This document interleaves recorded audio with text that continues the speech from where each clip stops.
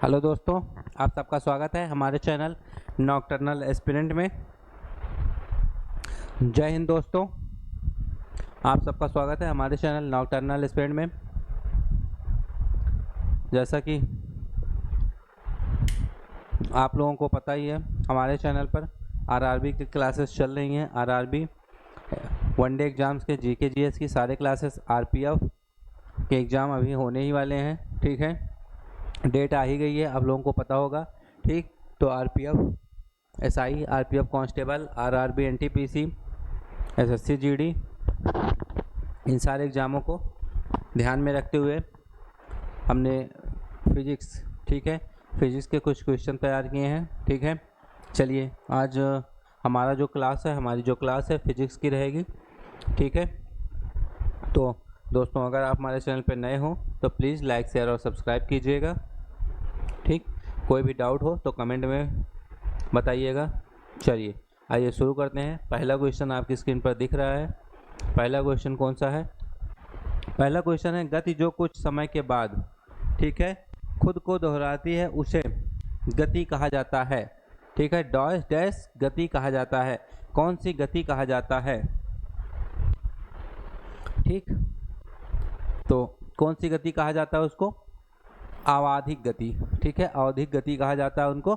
Option B is the right answer. आवधिक गति कहा जाता है वह गति जिसमें कोई वस्तु, ठीक है, वह गति जिसमें कोई वस्तु या पिंड एक निश्चित समय अंतराल पर और एक निश्चित पथ पर खुद की गति को दोहराता है। ठीक है, इस प्रकार की गति को क्या कहते हैं?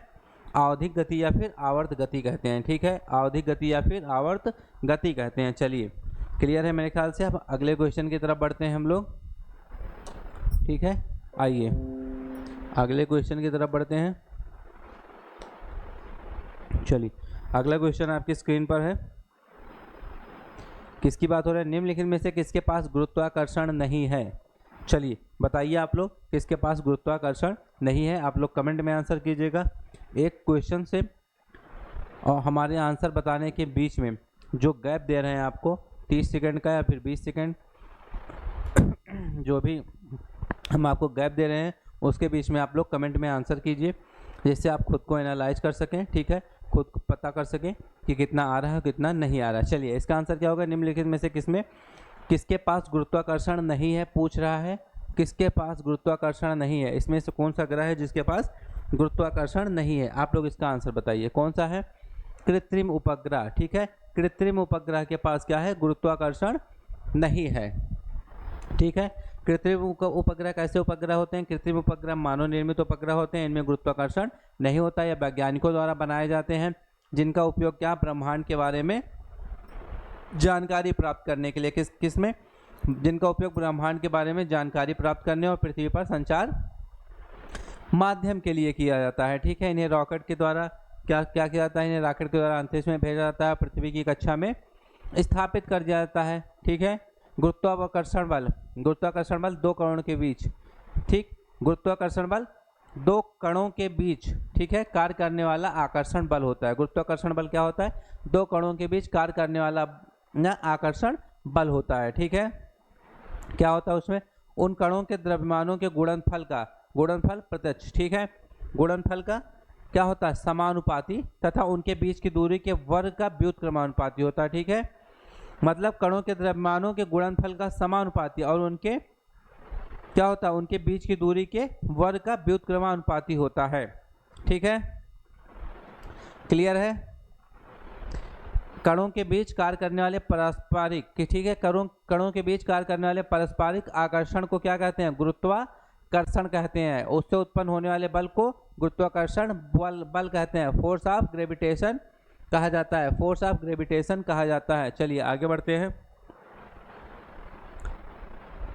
और आरआरबी की हमारी 4 क्लासेस हो गई हैं, उसमें साइंस, हिस्ट्री, ज्योग्राफी, इकोनॉमिक, लगभग हमने सारे सब्जेक्ट की क्लासेस, जो 4 क्लासेस हुई हैं, 1-1, 2-2, 2.5 घंटे की हैं। ठीक है, आप लोग उसको भी जाइएगा देखिएगा, उसमें आपको क्लासेस जो हैं उसमें अभी आपको बेहतरीन क्वेश्चंस मिलेंगे। चलिए इस क्वेश्चन को, अगले क्वेश्चन सॉल्व कीजिए। बताइए, स्थिर गति से दौड़ रही एक रेलगाड़ी में बैठा यात्री लंबवत ऊपर की दिशा में गेंद फेंकता है, ठीक है, वह गेंद कहाँ गिरेगी? चलिए बताइए, आंसर कीजिए, वह गेंद कहाँ पर गिरेगी? यात्री के हाथों में। कहाँ पर गिरेगी? यात्री के हाथों में, ठीक है। स्थिर गति से दौड़ रही एक रेलगाड़ी में बैठा यात्री लंबवत ऊपर की दिशा में गेंद फेंकता है, वह गेंद कहाँ गिरेगी? यात्री के हाथों में गिरेगी, ठीक। स्थिर गति से जो दौड़ रही एक रेलगाड़ी है, ठीक है, लंबवत या फिर ऊपर की दिशा में अगर गेंद फेंकता है तो वह गेंद कहाँ? यात्री के हाथों में गिरेगी। क्यों? क्योंकि रेलगाड़ी में बैठा यात्री का वेग रेलगाड़ी के वेग के समान होगा, ठीक है। क्यों गिरेगी? क्योंकि रेलगाड़ी में जो बैठा यात्री है और रेलगाड़ी में बैठा यात्री का वेग, ठीक है, और रेलगाड़ी का वेग क्या होगा? समान होगा, ठीक है। इसलिए जब उसने गेंद को ऊपर की ओर फेंका तो गेंद का भी वही वेग होगा जो रेलगाड़ी का वेग होगा। क्लियर है? इसलिए गेंद कहाँ? यात्री के हाथ में गिरेगी। चलिए अगले क्वेश्चन की तरफ बढ़ते हैं। जी का न्यूनतम मान होता है, ठीक है। जी का मान न्यूनतम कहाँ पर होता है? जी का मान न्यूनतम कहाँ पर होता है? ऐसी कौन सी प्लेस है जहाँ पर जी का मान न्यूनतम हो जाता है? मेरे ख्याल से आप सभी को पता होगा जी का मान न्यूनतम कहाँ होता है। जी का मान न्यूनतम कहाँ पर होता है? पता ही होगा शायद, मेरे ख्याल से विषुवत रेखा पर। जी का मान कहाँ पर न्यूनतम होता है? विषुवत रेखा पर न्यूनतम होता है। पृथ्वी पर जी का मान, ठीक है, सबसे कम होता है। कहाँ पर? विषुवत रेखा पर सबसे कम होता है, जबकि ध्रुवों पर जी का मान क्या होता है? सबसे अधिक होता है। अर्थात व्यक्ति का भार ध्रुवों पर अधिक होता है, जबकि विषुवत रेखा पर क्या होता है? विषुवत रेखा पर कम हो जाएगा। क्लियर है? आइए आगे बढ़ें। निम्नलिखित में से कौन सी धातु सबसे अधिक तन्य है? ठीक है, कौन सी धातु की बात हो रही है? बताइए, कौन सी धातु सबसे अधिक तन्य है? किसकी बात हो रही है यहाँ पर? सोना की बात हो रही है। कौन सी धातु सबसे अधिक तन्यता में पाई जाएगी? कौन सी धातु सबसे अधिक तन्य है? सोना, ठीक है। सोना क्या है? सबसे अधिक तन्य है एवं सबसे अधिक आघातवर्ध धातु है, ठीक है। यह क्या है? ऊष्मा और विद्युत का सुचालक होती है। सोना कैसा होता है? ऊष्मा और विद्युत का सुचालक होती है। क्या करता है? वायु से क्रिया नहीं करती है। सोना क्या करती है? वायु से क्रिया नहीं करती है, ठीक है। सोने की शुद्धता किसमें नापते हैं? कैरेट में। आप सभी को शायद पता ही होगा 100% शुद्ध सोना कितना होता है? 24 कैरेट का होता है। जो 100% शुद्ध सोना होता है कितने कैरेट का होता है? 24 कैरेट का। किस तापमान पर पानी का घनत्व अधिकतम होता है? किस तापमान पर बात हो रही है? किस तापमान की बात हो रही है? किस तापमान पर पानी का घनत्व अधिकतम होता है? ठीक है, किस तापमान पर पानी का घनत्व अधिकतम होता है? ठीक है, तो किस तापमान पर होगा? 4 डिग्री सेल्सियस, ठीक है। 4 डिग्री सेल्सियस पर पानी का घनत्व क्या होगा? अधिकतम होगा। पानी का घनत्व पूछ रहा है, ठीक है, पानी का घनत्व पूछ रहा है, ठीक है। तो 4 डिग्री सेल्सियस तापमान पर पानी का घनत्व क्या होता है? अधिकतम होता है। तथा आयतन क्या होता है? आयतन न्यूनतम होता है। 4 डिग्री सेल्सियस पर आयतन न्यूनतम होगा और घनत्व अधिकतम होगा 4 डिग्री सेल्सियस पर। ऐसा क्यों होता है? ऐसा पानी की आणविक संरचना के कारण होता है। किसके कारण? पानी की आणविक संरचना के कारण होता है। जल स्थानांतरण के सिद्धांत की खोज इनमें से किसने किया? जल स्थानांतरण के सिद्धांत की खोज इनमें से किसने किया है? जल स्थानांतरण की खोज इनमें से किसने किया है? किसने किया? आर्किमिडीज ने। जल स्थानांतरण के सिद्धांत की खोज किसने किया? आर्किमिडीज ने किया है। इस सिद्धांत की खोज किसने की थी? आर्किमिडीज ने की थी, ठीक है। इसके अनुसार क्या हो जाएगा? आर्किमिडीज के सिद्धांत के अनुसार जब किसी तरल माध्यम में आंशिक या पूर्णतः डूबी हुई किसी तरल माध्यम में आंशिक या पूर्णतः डूबी हुई वस्तु पर लगने वाला उत्प्लावन बल क्या होता है? उस वस्तु पर विस्थापित तरल के भार के बराबर होता है। क्या होता है? उस वस्तु द्वारा विस्थापित तरल के भार के बराबर होता है।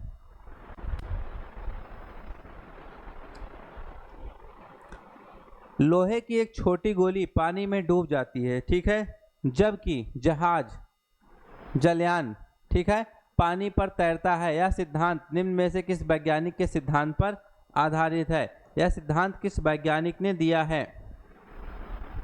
ठीक है, किस वैज्ञानिक के सिद्धांत पर आधारित है ये? आप सभी को पता ही होगा शायद, किसके सिद्धांत पर आधारित है? ठीक है, आर्किमिडीज के सिद्धांत पर, आर्किमिडीज के सिद्धांत पर आधारित है ये। लोहे की एक छोटी गोली क्या हो रही है? पानी में डूब जाती है, जबकि जलयान जो जहाज होता है क्या होता है? पानी पर तैरता रहता है। किस पर? आर्किमिडीज के प्लवन के सिद्धांत पर आधारित है। किस पर? आर्किमिडीज के प्लवन के सिद्धांत पर आधारित है। क्यों? क्योंकि लोहे की गोली का जो भार होता है उसके द्वारा हटाए गए जल के भार से अधिक होता है, ठीक है, जिससे वह जल में डूब जाती है। जबकि जहाज का क्या होता है? जहाज का ढांचा ही इस प्रकार निर्मित होता है, ठीक है, इस प्रकार बनाया जाता है कि उसके द्वारा जो हटाए गए जल का भार होता है उस पर लदे सामान के भार से अधिक हो जाता है, जिससे जहाज पानी पर क्या होता है? तैरने लगता है। ठीक, चलिए, तरंग दैर्ध्य की इकाई क्या है? तरंग दैर्ध्य की इकाई पूछ रहा है। तरंग दैर्ध्य की इकाई क्या है? तरंग दैर्ध्य की इकाई क्या हो जाएगी? मीटर। क्लियर है? तरंग दैर्ध्य की इकाई क्या होगी? मीटर। तरंग दैर्ध्य का एसआई मात्रक क्या होता है? मीटर होता है। तरंग दैर्ध्य का एसआई मात्रक क्या होगा? मीटर होगा। इसको किसमें? लगातार, इसे दो लगातार तरंगों पर दो समान बिंदुओं के बीच मापी गई दूरी के रूप में बताया जा सकता है। किसके? दो समान बिंदुओं के बीच मापी गई दूरी के रूप में इसे बताया जा सकता है, हम लोग बता सकते हैं, ठीक है।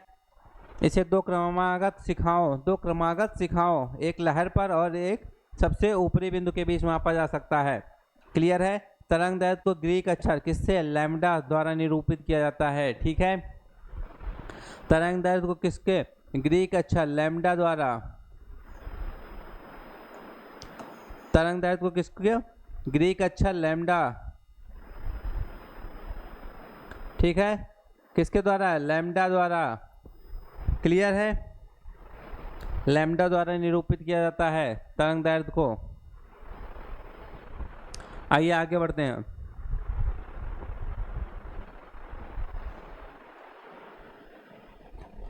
एक कंपित क्वार्ट्ज क्रिस्टल द्वारा हवा में उत्पन्न अल्ट्रासोनिक तरंगे, ठीक है, किसकी बात हो रही है? कंपित क्वार्ट्ज क्रिस्टल द्वारा हवा में उत्पन्न अल्ट्रासोनिक तरंगे तरंग गति का एक उदाहरण है। कौन सी तरंग गति का एक उदाहरण है?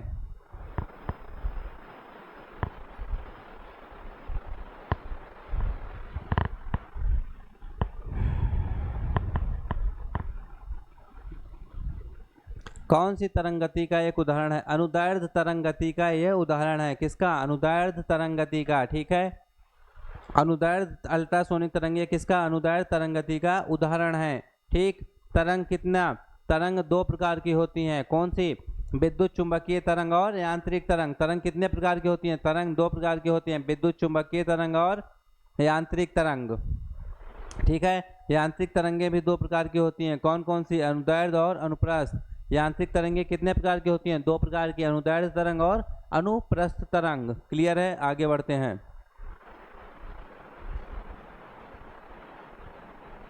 निम्नलिखित में से किस उद्देश्य के लिए प्राश्रव्य तरंगों अल्ट्रासाउंड वेव्स, किसकी बात हो रही है? अल्ट्रासाउंड वेव्स, प्राश्रव्य तरंगों का प्रयोग नहीं किया जाता? किस उद्देश्य के लिए प्रयोग नहीं किया जाता है? बताइए आप लोग, चलिए आंसर कीजिए, ठीक है। किसकी बात हो रही है? किस उद्देश्य के लिए प्रयोग नहीं किया जाता है? आकाशीय क्षेत्र में वायुयान का पता लगाना, आकाशीय क्षेत्र में वायुयान का पता लगाने के लिए इसका प्रयोग नहीं किया जाता है, ठीक। प्राश्रव्य तरंगों के माध्यम से क्या होता है? चमगादड़ अपने शिकार का पता लगाते हैं। प्राश्रव्य तरंगों का प्रयोग समुद्र की तह की गहराई में ज्ञात करने में, ठीक है, मानव शरीर के आंतरिक अंगों की जांच करने में, ठीक है, अल्ट्रासाउंड वेव्स का प्रयोग किया जाता है। लेकिन आकाशीय क्षेत्र में वायुयान का पता लगाने के लिए किसका प्रयोग होता है? रडार का प्रयोग किया जाता है। किसका? रडार का प्रयोग किया जाता है। आगे बढ़ते हैं। ध्वनि निम्नलिखित में से किस माध्यम में यात्रा नहीं कर सकती है? ध्वनि किस माध्यम में यात्रा नहीं कर सकती है? इसका आंसर सभी को पता होगा। किस माध्यम में यात्रा नहीं कर सकती? निर्वात में। इसीलिए मैं इसका आंसर तुरंत बता दिया आप लोगों को। ठीक है, किस माध्यम में यात्रा नहीं कर सकती? निर्वात में यात्रा नहीं कर सकती ध्वनि। अगर आपको स्लो लगेगा तो 1.25 पे करके देखिएगा। ठीक है, तेजी से क्वेश्चन आंसर आपको तेजी से हो जाएंगे। ठीक है, चलिए आगे अगला क्वेश्चन। निम्नलिखित में से निम्नलिखित प्रकार के किस विद्युत चुंबकीय विकिरण, किसकी बात हो रही है? किस विद्युत चुंबकीय विकिरण में सबसे लंबे तरंग दैर्ध्य होते हैं? किस विद्युत चुंबकीय विकिरण में सबसे लंबे तरंग दैर्ध्य होते हैं? किसकी बात हो रही है? रेडियो तरंगों की बात हो रही है। रेडियो तरंगों की बात हो रही है। किसकी बात हो रही है? रेडियो तरंगों की बात हो रही है यहाँ पर। ठीक, रेडियो तरंगों की बात हो रही है।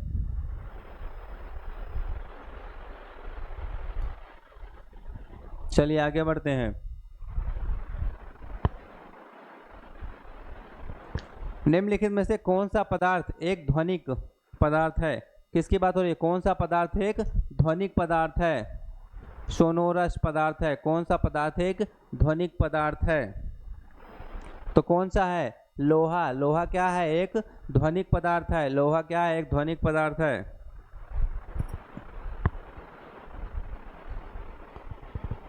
समान प्रावस्था में कंपायमान, किसकी बात हो रही है? समान प्रावस्था में कंपायमान माध्यम के किन्हीं दो सबसे निकटतम कणों के बीच की दूरी।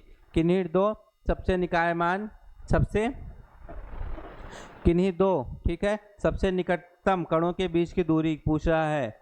ठीक, समान प्रावस्था में कंपायमान माध्यम के किन्हीं दो सबसे निकटतम कणों की बीच की दूरी कितनी होती है? सॉरी, दूरी होती है, क्या होती है? तरंग दैर्ध्य। क्या बोलेंगे उसको? दूरी को क्या बोलेंगे? तरंग दैर्ध्य बोलेंगे। Option A is the right answer, तरंग दैर्ध्य बोलेंगे। तरंग गति के समान में क्या होता है? तरंग दैर्ध्य के बारे में अगर बात करें हम, तरंग गति में समान काल में क्या होता है? कंपन करने वाले दो क्रमागत कणों के बीच की दूरी को क्या कहते हैं? तरंग दैर्ध्य बोलते हैं। ठीक, तरंग दैर्ध्य को किससे? लैम्डा से। अभी मैंने बताया तरंग दैर्ध्य को किससे? लैम्डा से प्रदर्शित करते हैं। ठीक है, अनुप्रस्थ तरंगों में क्या? दो पास के श्रृंगों अथवा गर्तों के बीच की दूरी। और अनुदैर्ध्य तरंगों में क्या होता है? अनुदैर्ध्य तरंगों में क्रमागत, अनुदैर्ध्य तरंगों में क्रमागत दो संपीड़न एवं विरलन के बीच की दूरी तरंग दैर्ध्य कहलाती है। किसका तरंग दैर्ध्य सबसे अधिक होता है? किसका तरंग दैर्ध्य सबसे अधिक होता है? शायद सबको पता होगा। किसका तरंग दैर्ध्य सबसे अधिक होता है? नारंगी रंग का। किसका तरंग दैर्ध्य सबसे अधिक होता है? नारंगी रंग का तरंग दैर्ध्य सबसे अधिक होता है। सूर्य के प्रकाश में बैंगनी रंग का तरंग दैर्ध्य क्या होता है? सबसे कम होता है तथा प्रकीर्णन क्या होता है? सबसे अधिक होता है। ठीक है, एवं लाल रंग का तरंग दैर्ध्य क्या होगा? सबसे अधिक होगा और प्रकीर्णन सबसे कम होगा। उसके बाद किसकी बात कर रहे हैं? नारंगी रंग की। नारंगी रंग का क्या होगा? तरंग दैर्ध्य अधिक होता है। नारंगी रंग का तरंग दैर्ध्य अधिक होता है। और तरंग दैर्ध्य क्या होता है? नारंगी रंग का सबसे अधिक होता है। चलिए आगे बढ़ें। रेडियो तरंग का वेग कितना होता है? रेडियो तरंग का वेग कितना होता है? रेडियो तरंग का वेग कितना होता है? कितना होता है? 3 × 10⁸ ठीक है, 3 × 10⁸ मीटर पर सेकेंड। ठीक है, रेडियो तरंग का वेग कितना होता है? 3 × 10⁸ मीटर पर सेकेंड होता है। किसके बराबर होता है? लगभग प्रकाश के वेग के बराबर होता है। लगभग होता है प्रकाश के वेग के बराबर। एफएम प्रसारण बैंड, किसकी बात हो रही है? एफएम प्रसारण बैंड।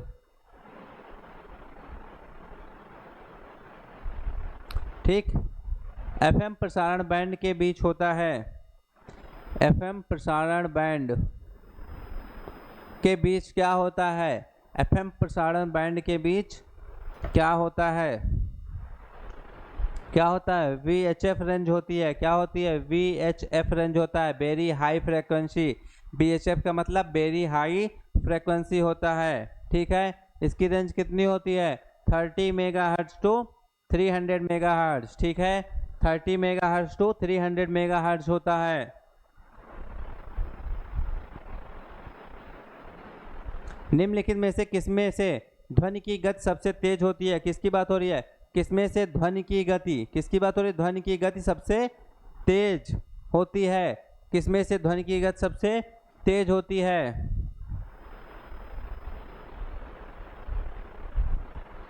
ध्वनि की गति सबसे तेज किसमें होती है, लोहा में। ठीक है, किसमें, लोहा में। ध्वनि की गति सबसे तेज किसमें होती है, लोहा में। ठीक है, ध्वनि की चाल क्या होती है, विभिन्न माध्यमों में भिन्न भिन्न होती है। ठीक है, किसी माध्यम में ध्वनि की चाल क्या होती है, मुख्यतः प्रत्यास्थता तथा घनत्व पर निर्भर करती है। ठीक है, क्लियर है। ठीक, गैसों की अगर बात करें तो क्या होता है, गैसों के सापेक्ष द्रवों में प्रत्यास्थता अधिक होती है, विस्कोसिटी, और ठोसों में क्या होती है, सबसे अधिक होती है। यही कारण है कि द्रव में ध्वनि की चाल क्या होती है, गैसों की अपेक्षा अधिक होती है। ध्वनि की चाल क्या होती है,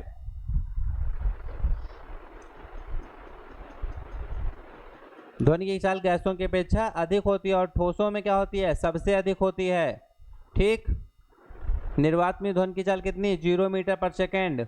वायु में कितनी, 332 मीटर पर सेकेंड होती है। जल में 1493 मीटर पर सेकेंड। जबकि लोहे में ध्वनि की चाल कितनी होती है, लोहे में ध्वनि की चाल होती है 5130 मीटर पर सेकेंड।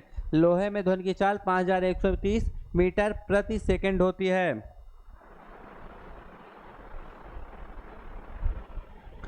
कितने माप से अधिक ध्वनि को शोर का नाम दिया जाता है, किसकी बात हो रही है, कितने माप से अधिक ध्वनि को शोर, ठीक है, शोर का नाम दिया जाता है। कितने माप से अधिक ध्वनि को शोर का नाम दिया जाता है।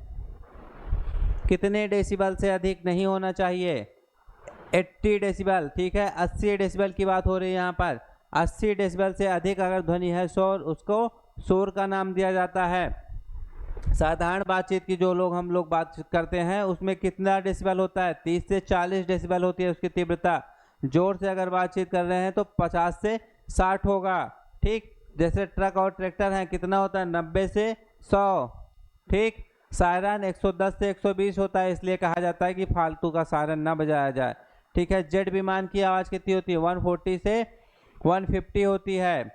मशीन गन की कितनी होती है, मशीन गन की 170 होती है। मिसाइल की 180 डेसिबल।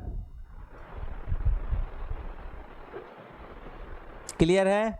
80 डेसिबल से अधिक ध्वनि का को क्या कहा जाता है, शोर का नाम दिया जाता है।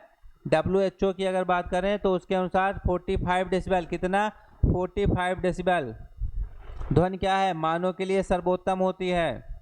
ठीक, WHO ने क्या किया है, 75 डेसिबल से अधिक की ध्वनि क्या है, मानव के स्वास्थ्य के लिए हानिकारक माना जाता है। 75 डेसिबल से अधिक ध्वनि क्या है, मानव के स्वास्थ्य के लिए हानिकारक माना जाता है।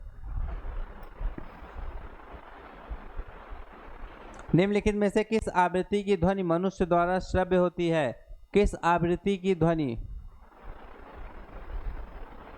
मनुष्य द्वारा श्रव्य होगी, कौन सी आवृत्ति की ध्वनि मनुष्य द्वारा श्रव्य होगी, मतलब सुनने लायक होगी, कौन सी आवृत्ति की ध्वनि में से मनुष्य सुन सकता है,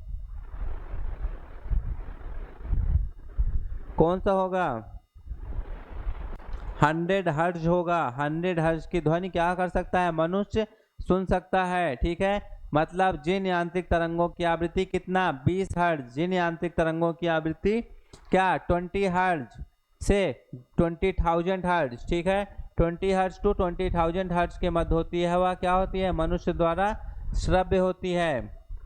इन्हें क्या कहा जाता है, श्रव्य ध्वनियाँ कहा जाता है। क्या, श्रव्य ध्वनियाँ कहा जाता है। इसमें क्या है, इसलिए क्या हो जाएगा, 100 हर्ट्ज की आवृत्ति की ध्वनि क्या होगी, मनुष्य द्वारा सुनने योग्य होगी, मनुष्य द्वारा श्रव्य होगी। क्लियर है। अभी मैंने क्या बताया आप लोगों को, ध्वनि की चाल सबसे ज़्यादा कहाँ पर, ठोस में, उसके पश्चात द्रव में, फिर सबसे कम कहाँ पर होती है, गैस में होती है। ठीक, आइए आगे बढ़ते हैं।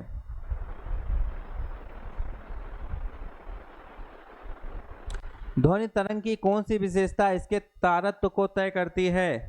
किसकी बात हो रही है? ध्वनि तरंग की। ध्वनि तरंग की कौन सी विशेषता इसके तारत्व को तय करती है? चलिए बताइए। ठीक है, हमारा टेलीग्राम चैनल है नॉकटर्नल एस्पिरेंट। ठीक है, तो आप लोग उससे भी जुड़ जाइएगा, नॉकटर्नल एस्पिरेंट। हम कमेंट में लिंक पिन कर देंगे, चैनल का नाम लिख देते हैं हम।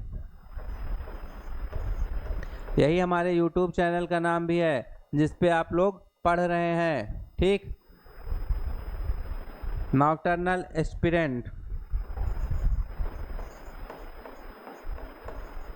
आप लोग को PDF चाहिए या किसी रिलेटेड जानकारी चाहिए तो टेलीग्राम पर भी मैसेज कीजिए आप लोग। ठीक है, PDF चाहिए तब भी मिल जाएगा, सारे PDF। चलिए, ध्वनि तरंग की कौन सी विशेषता इसके तारत्व को तय करती है? किसकी बात हो रही है? ध्वनि तरंग की बात हो रही है। तो कौन तय करता है इसके तारत्व को? आवृत्ति। ठीक है, आवृत्ति क्या करती है? इसके तारत्व को तय करती है। तारत्व क्या मतलब क्या? पिच।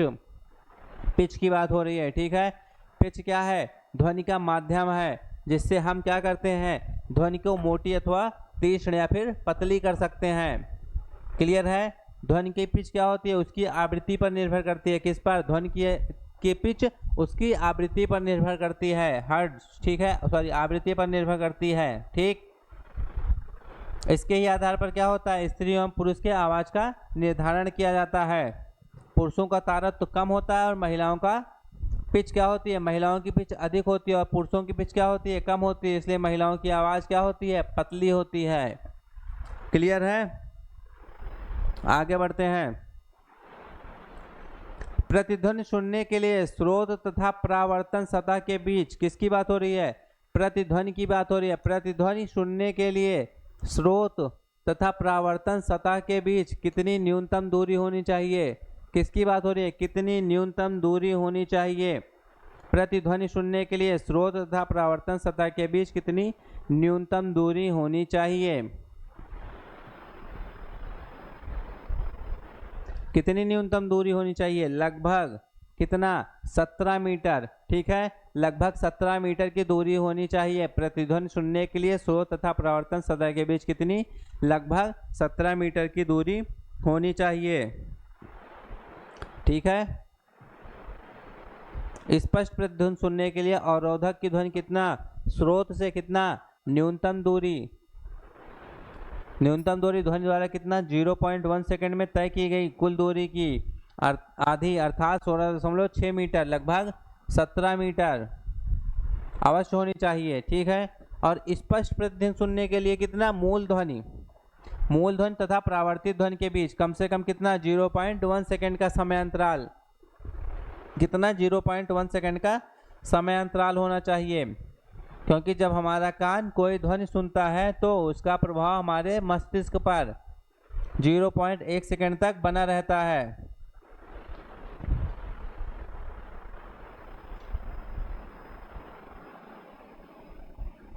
दो व्यक्तियों के वार्तालाप में आवाज का डेसिबल स्तर होगा। दो व्यक्तियों के वार्तालाप में आवाज का डेसिबल स्तर कितना होगा? आवाज का डेसिबल स्तर पूछ रहा है, स्तर कितना होगा? अभी मैंने आपको बताया था। ठीक है, आवाज का डेसिबल स्तर कितना होगा?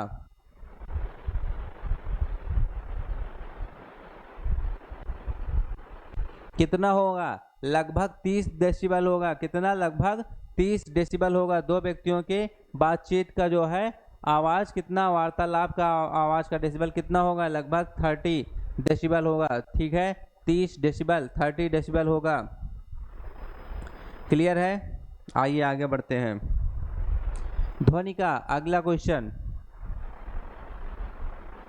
किसकी बात हो रही है? ध्वनि का किस माध्यम से गमन नहीं हो सकता है? ध्वनि का किस माध्यम से गमन नहीं हो सकता है?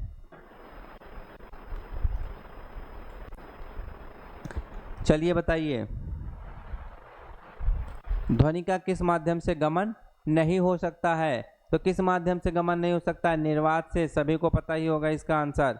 ठीक है, ध्वनि क्या है? निर्वात में नहीं चलती है। ठीक है, क्योंकि ध्वनि क्या है? संचरण के लिए माध्यम की आवश्यकता होती है। ध्वनि को किस क्या होती है? ध्वनि को संचरण के लिए किसकी? माध्यम की आवश्यकता होती है। ठोस, द्रव, गैस, कोई न कोई माध्यम की आवश्यकता होती है। ठीक है, ध्वनि तरंगे क्या है? अनुदैर्ध्य यांत्रिक तरंगे होती हैं। ध्वनि तरंगे क्या होती हैं? अनुदैर्ध्य यांत्रिक तरंगे होती हैं। जब किसी माध्यम में क्या होता है?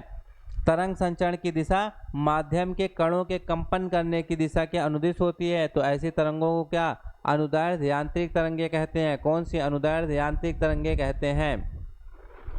क्लियर है? आइए आगे बढ़ते हैं। चलिए इसका आंसर बताइए, किसकी बात हो रही है? तारों का रंग। ठीक है, तारों का रंग निम्नलिखित में से किस पर निर्भर करता है? तारों का रंग निम्नलिखित में से किस पर निर्भर करता है? तो तारों का रंग किस पर निर्भर करता है? उसके तापमान पर निर्भर करता है। ऑप्शन बी, तारों का रंग किस पर? ठीक है, तारों का रंग किस पर निर्भर करता है? उसके तापमान पर निर्भर करता है।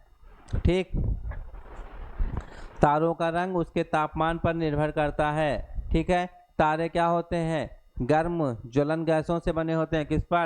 किससे बने होते हैं? तारे गर्म ज्वलन गैसों से बने होते हैं। ये अपने स्वयं के प्रकाश का उत्सर्जन करते हैं। किसका?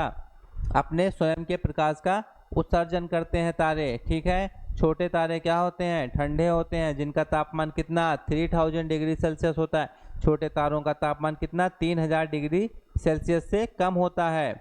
छोटे तारों का तापमान कितना? 3000 डिग्री सेल्सियस से कम होता है और लाल रंग के दिखाई देते हैं।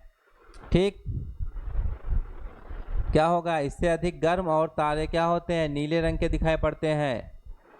जो इनका तापमान 3000 डिग्री सेल्सियस से कम होता है वह लाल रंग के दिखाई देते हैं। जिनका तापमान इससे अधिक गर्म होगा, ठीक है, जो इससे अधिक गर्म होंगे तारे वो किस रंग के? नीले रंग के दिखाई देंगे। ठीक, आइए आगे बढ़ते हैं।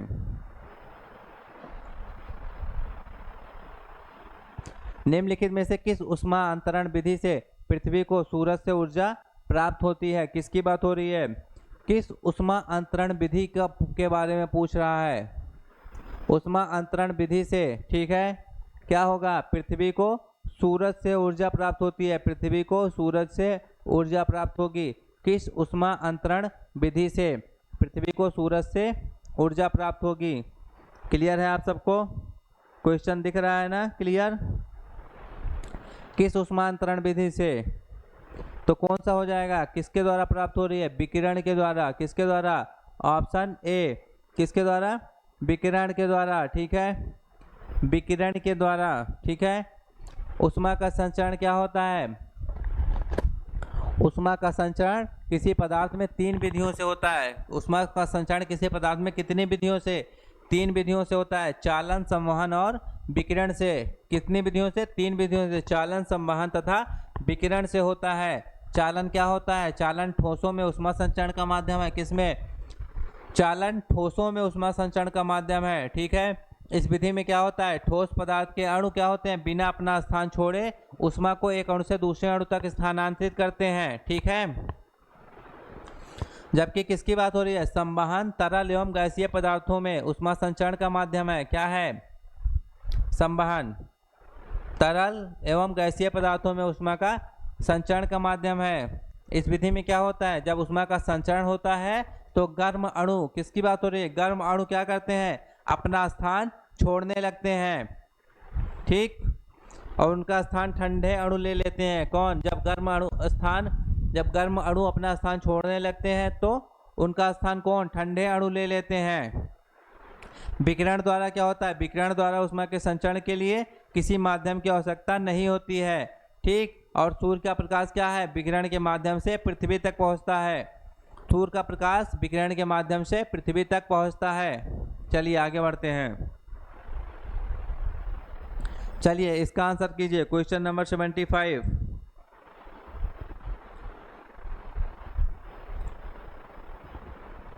ठीक है, आइए चलिए बताइए, अन्य परंपरागत तरीकों की तुलना में किसकी बात हो रही है? जो अन्य परंपरागत तरीके हैं उनकी तुलना में प्रेशर कुकर में खाना बनाने का काम तेजी से क्यों होता है? ठीक है, प्रेशर कुकर में खाना बनाने का काम तेजी से क्यों होता है जो अन्य परंपरागत काम है उसके अलावा? ठीक है,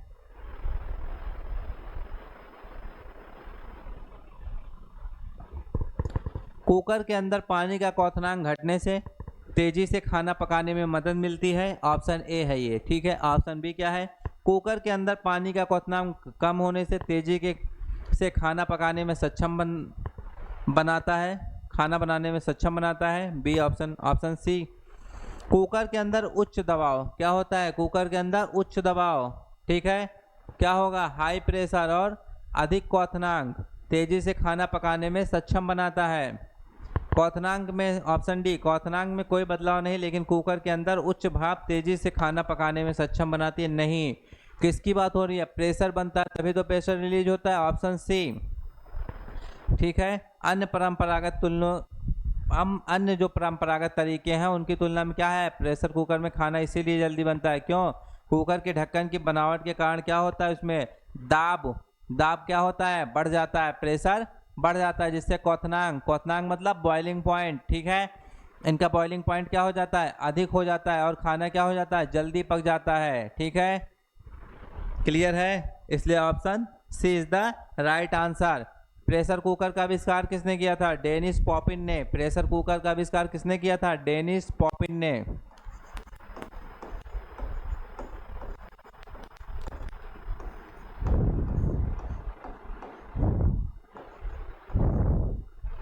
डेनिस पॉपिन ने क्या किया था? प्रेशर कुकर का आविष्कार किया था। ठीक, आइए आगे बढ़ते हैं। डेनिस पॉपिन ने प्रेशर कुकर का आविष्कार किया था। अब किसकी बात हो रही है? शुद्ध जल का अधिकतम घनत्व किस तापक्रम पर होता है?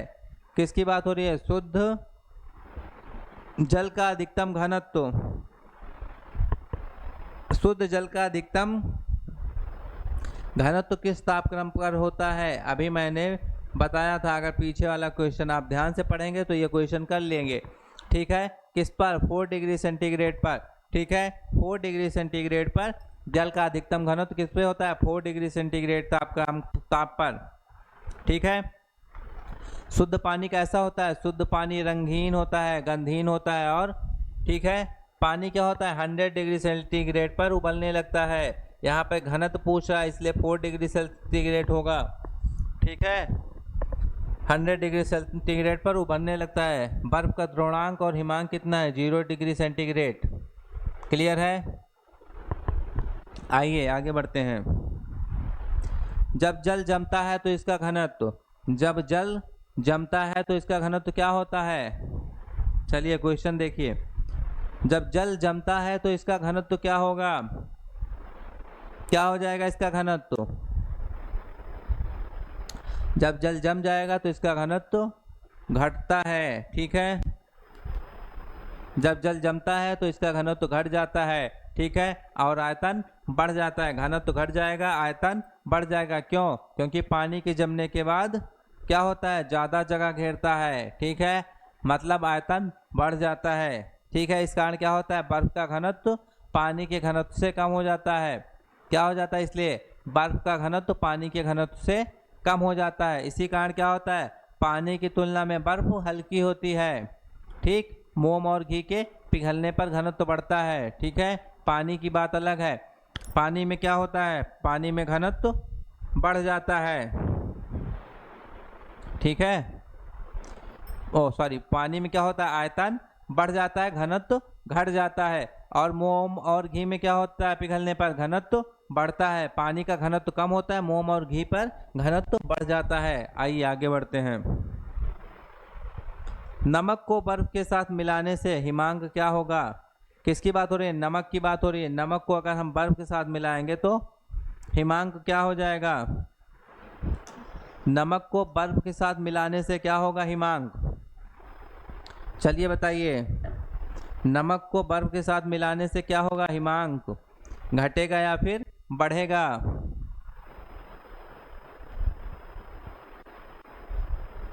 क्या होगा? घटता है। नमक को अगर बर्फ के साथ मिला देंगे तो हिमांक घट जाएगा।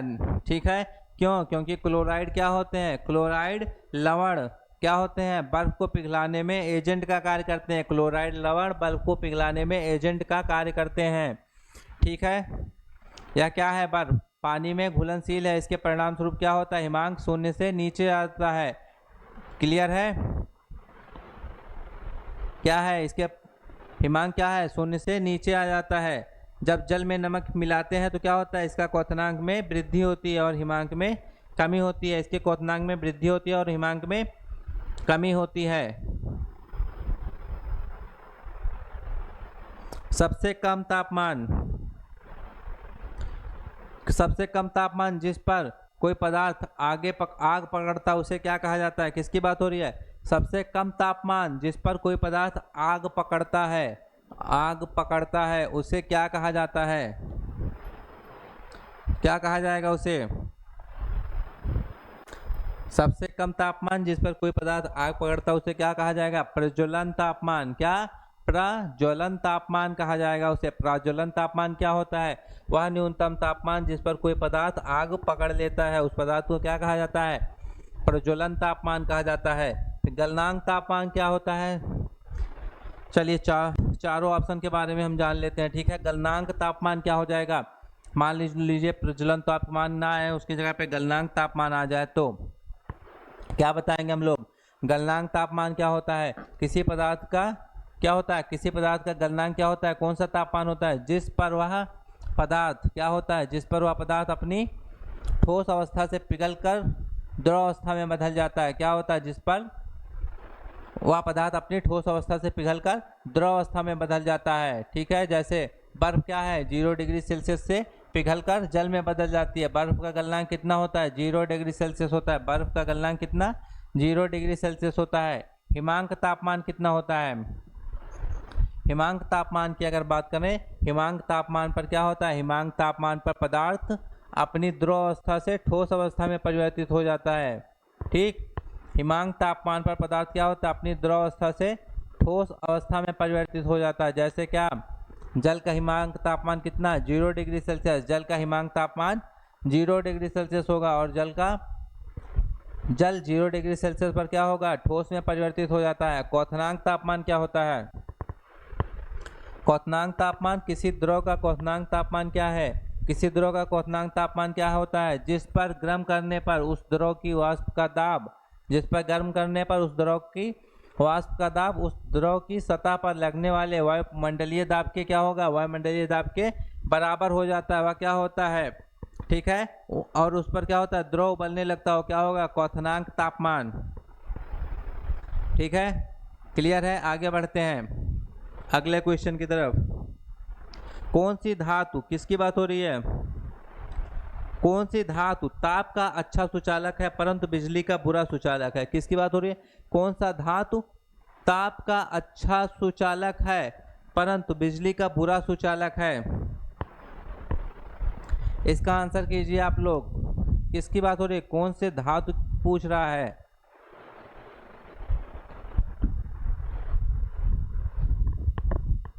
ठीक, तो कौन सा धातु हो जाएगा, अभ्रक हो जाएगा। कौन सी धातु, अभ्रक। अभ्रक क्या है, ताप का अच्छा सुचालक है लेकिन बिजली का बुरा सुचालक है। ठीक है,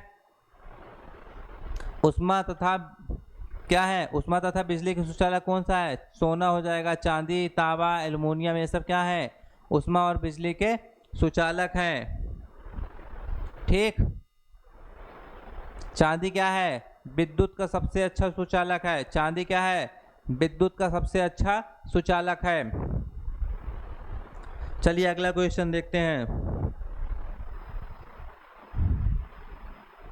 दो कांच के गिलास हैं एक दूसरे से, ठीक है, किसकी बात हो रही है, दो कांच के गिलास एक दूसरे से, एक के अंदर दूसरा चिपक जाते हैं, उन्हें कैसे अलग किया जाता है। दो कांच के गिलास हैं एक दूसरे से अंदर, ठीक है, एक के अंदर दूसरा चिपक जाता है, उन्हें कैसे अलग किया जाएगा, बताइए, उन्हें कैसे अलग किया जाएंगे। बाहरी गिलास को गर्म पानी में डाल दो, ठीक है, बाहरी गिलास को गर्म पानी में डालकर क्या होगा, दोनों एक दूसरे से क्या होंगे, अलग हो जाएंगे। आगे बढ़ते हैं। बर्फ की गुप्त उष्मा कितनी है, बर्फ की गुप्त उष्मा क्या है, बर्फ की गुप्त उष्मा कितनी, 80 कैलोरी पर ग्राम। बर्फ की गुप्त ऊष्मा कितनी है? 80 कैलोरी पर ग्राम है। Option B, option B, option B 80 calorie per gram बर्फ की गुप्त ऊष्मा है। फ़ारेनहाइट स्केल में पानी का क्वथनांक, फ़ारेनहाइट स्केल में पानी का क्वथनांक कितना होता है? 212 डिग्री फ़ारेनहाइट। कितना? 212 डिग्री फ़ारेनहाइट होता है। फ़ारेनहाइट स्केल में पानी का क्वथनांक कितना? 212 डिग्री फ़ारेनहाइट होता है। सेल्सियस पर कितना होगा? 100 डिग्री सेल्सियस होगा। केल्विन पर कितना होगा? 373 केल्विन होगा। ठीक है, केल्विन पर कितना होगा? 373 केल्विन। स्वस्थ मनुष्य का तापक्रम कितना होता है? चलिए बताइए, आप सभी को पता होना चाहिए ये चीज़ें। स्वस्थ मनुष्य का तापक्रम कितना होता है? कितना? 37 डिग्री सेंटीग्रेड। स्वस्थ मनुष्य का तापक्रम कितना होता है? 37 डिग्री सेंटीग्रेड होता है।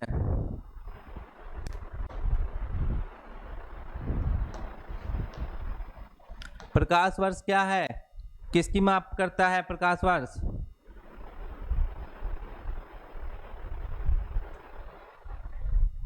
प्रकाश वर्ष किसका माप करता है? दूरी की। ठीक है, प्रकाश वर्ष किसकी?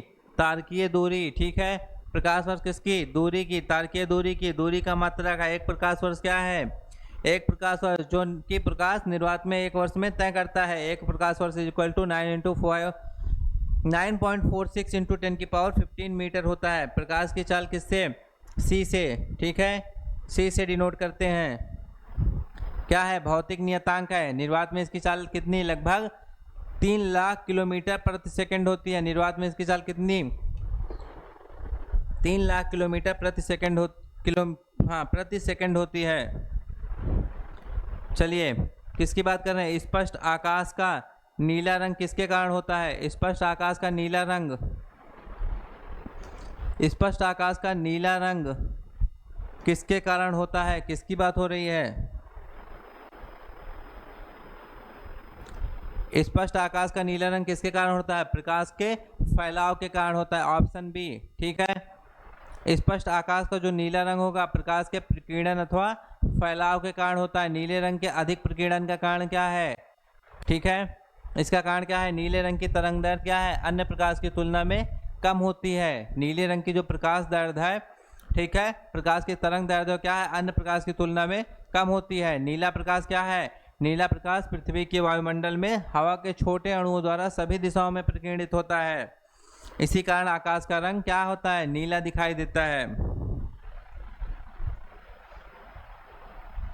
जब वस्तु को अनंत पर रखा जाता है तो उत्तल दर्पण द्वारा बनने वाले प्रतिबिंब की प्रकृति क्या होती है? किसकी बात हो रही है? जब वस्तु को अनंत पर रखा जाता है तो उत्तल दर्पण द्वारा बनने वाले प्रतिबिंब की प्रकृति क्या होती है? उत्तल दर्पण द्वारा बनने वाले प्रतिबिंब की प्रकृति क्या होती है?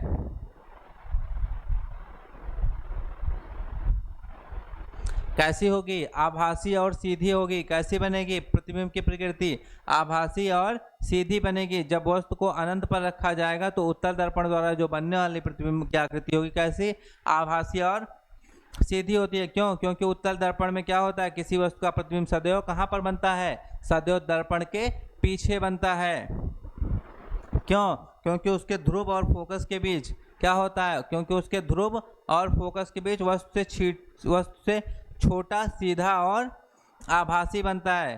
ठीक, यदि किसी वस्तु को क्या किया जाए? यदि किसी वस्तु की उत्तल दर्पण से दूरी को बढ़ाया जाता है, यदि किसी वस्तु की क्या होती है? उत्तल दर्पण से दूरी को बढ़ाई जाती है तो क्या होती है? दर्पण से जो बने आभासी और सीधा प्रतिबिंब है उसका आकार क्या होगा? छोटा होता है। क्लियर है?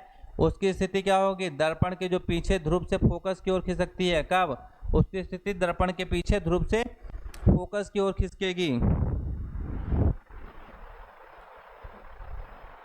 निकट दृष्टि वाले लोगों द्वारा प्रयुक्त लेंस है।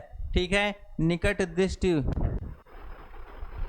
द्वारा, ठीक है, निकट दृष्टि वाले लोगों द्वारा प्रयुक्त लेंस कौन सा है? कौन सा लेंस यूज करते हैं जिनको निकट दृष्टि दोष होता है? कौन सा? अवतल लेंस। ठीक है, कौन सा लेंस प्रयोग करते हैं? अवतल लेंस प्रयोग करते हैं। ठीक है,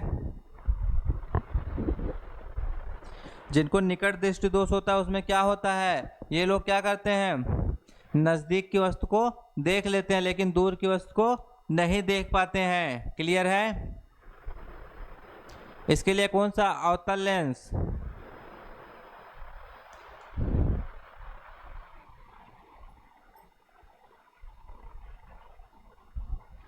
क्लियर है? आगे बढ़ते हैं।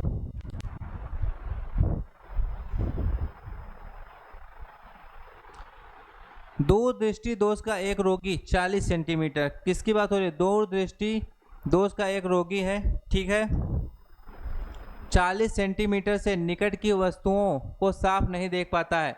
आंख को सामान्य बनाने के लिए आवश्यक लेंस होगा, ठीक है, क्या होगा, कौन सा लेंस होगा,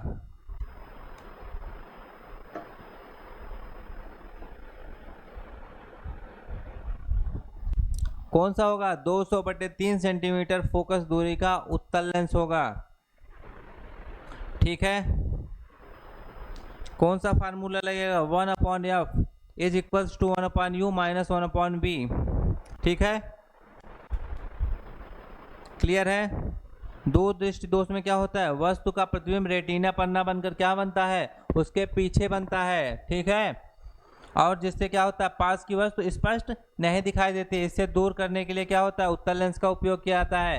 मतलब 40 सेंटीमीटर जो पास की वस्तु को साफ देखने के लिए आवश्यक फोकस दूरी वाला उत्तल लेंस कितना होगा, पहले कौन सा फार्मूला लगाए, 1/f equals to 1/u minus 1/v, ठीक है।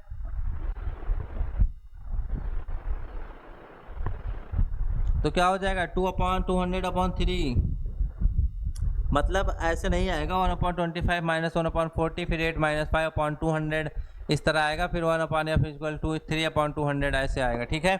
तो क्या हो जाएगा, इसका आंसर जानिए, 200/3 फोकस दूरी का उत्तल लेंस यूज होगा। अगला क्वेश्चन देखते हैं।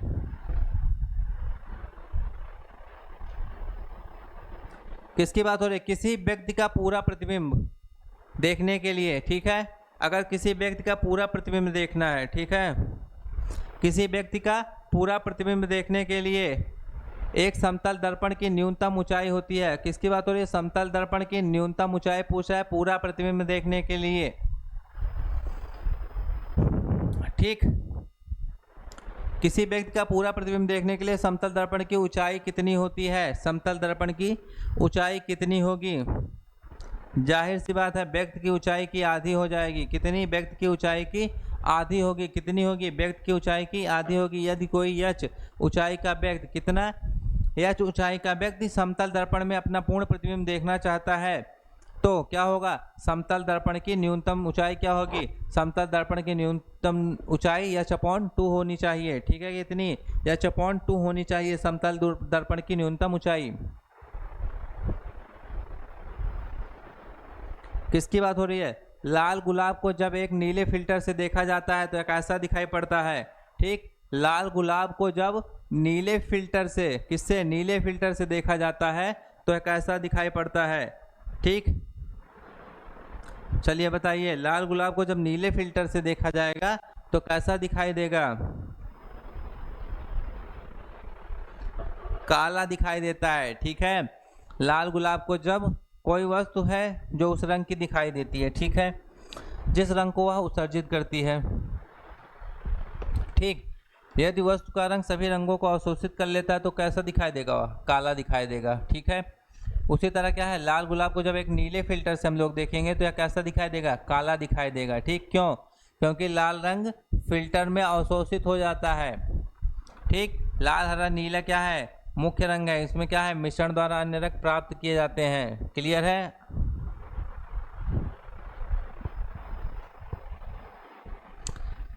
किसकी बात हो रही है, पर्दे पर उत्तल लेंस द्वारा वस्तु की वास्तविक आकृति बनती है। किसके द्वारा, पर्दे पर उत्तल लेंस द्वारा, ठीक है, वस्तु की कैसी आकृति बन रही है, वस्तु की वास्तविक आकृति बनती है यदि उत्तल लेंस के ऊपरी भाग पर, ठीक है, यदि उत्तल लेंस के ऊपरी भाग को क्या कर दिया जाए, ऊपरी भाग को अपारदर्शी कागज से ढक दिया जाए तो छवि का क्या प्रभाव पड़ेगा, क्या होगा, छवि पर क्या प्रभाव पड़ेगा, छवि का क्या प्रभाव पड़ेगा, वस्तु की पूर्ण छवि प्राप्त होगी। कैसी वस्तु की पूर्ण छवि प्राप्त होगी परंतु उसकी तीव्रता कम हो जाएगी। वस्तु की पूर्ण छवि प्राप्त होगी लेकिन उसकी तीव्रता कम हो जाएगी। क्लियर?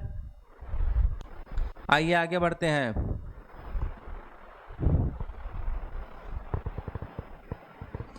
निम्नलिखित में से किसमें सर्वाधिक ऊर्जा होती है? किसमें सर्वाधिक ऊर्जा होती है? किसमें सर्वाधिक ऊर्जा होती है?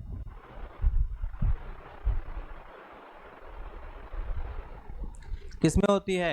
नीला प्रकाश में। नीला प्रकाश में क्या होता है? सर्वाधिक ऊर्जा होती है। ठीक है, नीला प्रकाश में क्या होता है? सर्वाधिक ऊर्जा होती है। जबकि लाल में क्या होता है? सबसे कम ऊर्जा होती है। ठीक है, सूर्य छतरी के लिए उत्तम रंग होंगे। कौन सा रंग होगा? उत्तम रंग। सूर्य छतरी के लिए उत्तम रंग क्या होगा? बताइए। सूर्य छतरी के लिए उत्तम रंग कौन सा होगा? शीर्ष पर सफेद होगा और भीतर की ओर काला होगा। सूर्य छतरी के लिए क्या होगा उत्तम रंग? शीर्ष पर सफेद होगा सूर्य। ठीक है, शीर्ष पर सफेद होगा और भीतर की ओर काला होगा सूर्य।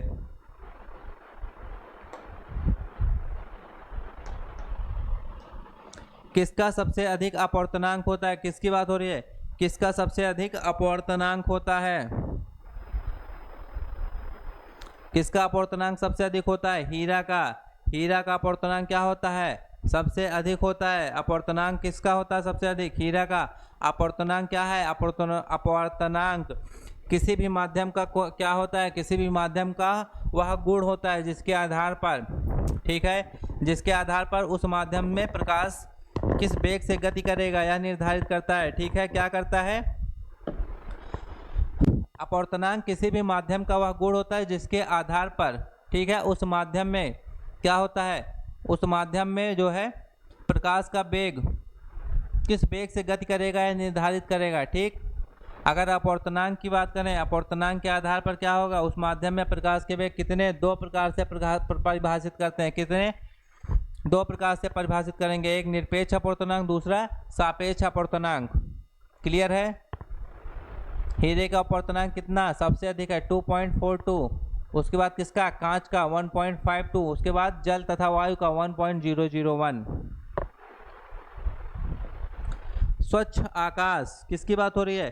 स्वच्छ आकाश का नीला रंग किस कारण से दिखाई पड़ता है?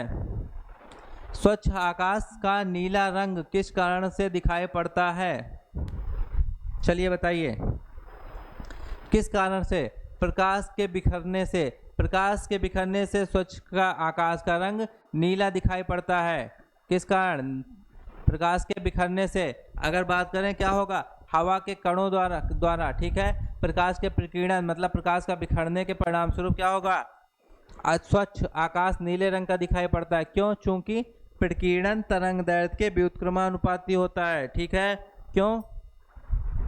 क्योंकि प्रकीर्णन क्या होता है? तरंग दैर्ध्य के व्युत्क्रमानुपाती होता है।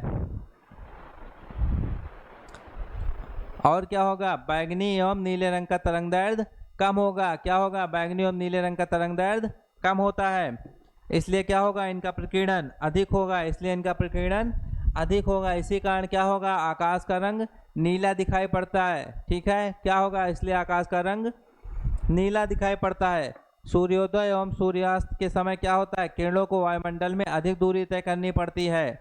इसके कारण प्रकाश की छोटी तरंगों का प्रकीर्णन हो जाता है। क्लियर है? और क्या होता है? केवल लाल रंग ही क्या है? न्यूनतम प्रकीर्णन के कारण आगे बढ़ते हैं। केवल लाल रंग ही न्यूनतम प्रकीर्णन के कारण आगे बढ़ते हैं। इसी कारण सूर्योदय एवं सूर्यास्त के समय सूर्य का रंग लाल दिखाई पड़ता है। ठीक है, इसी समय सूर्योदय एवं सूर्यास्त के समय सूर्य का रंग लाल दिखाई पड़ता है। चलिए, आकाश का रंग नीला दिखाई देने का कारण अभी मैंने बताया। आकाश का रंग नीला दिखाई देने का कारण क्या है? प्रकाश का प्रकीर्णन। क्या है? आकाश का रंग नीला दिखाई देने का कारण क्या है? प्रकाश का प्रकीर्णन। अभी भी बताया था।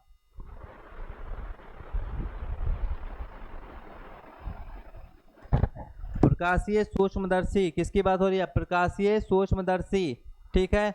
ऑप्टिकल माइक्रोस्कोप में किसके लिए तेल निमज्जन का प्रयोग किया जाता है?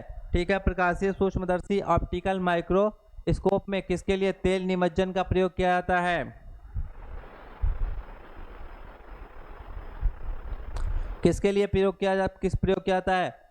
सूक्ष्मदर्शी की विभक्त शक्ति बढ़ाने के लिए। किसके लिए? सूक्ष्मदर्शी की विभक्त शक्ति बढ़ाने के लिए प्रयोग किया जाता है। किसके लिए? ऑप्टिकल माइक्रोस्कोप, प्रकाशीय सूक्ष्मदर्शी की बात हो रही है। क्या होते हैं ये? वह सूक्ष्मदर्शी हैं जो दृश्य प्रकाश, किसमें? दृश्य प्रकाश तथा लेंसों का उपयोग करके क्या करते हैं? छोटी वस्तुओं को बड़ी छवि बनाते हैं। छोटी वस्तुओं की क्या? बड़ी छवि बनाते हैं। ठीक, प्रकाशीय सूक्ष्मदर्शी क्या होते हैं? बहुत ही सरल युक्ति है। किस लिए? जो रिजोल्यूशन या कंट्रास्ट बढ़ाने के उद्देश्य से बनाए जाते हैं। ठीक, प्रकाशीय सूक्ष्मदर्शी में क्या होता है? सूक्ष्मदर्शी की विभक्त शक्ति क्या होता है? बढ़ाने के लिए तेल निमज्जन का प्रयोग किया जाता है। किसका? तेल निमज्जन का प्रयोग किया जाता है। प्राथमिक रंग क्या है? प्राथमिक रंग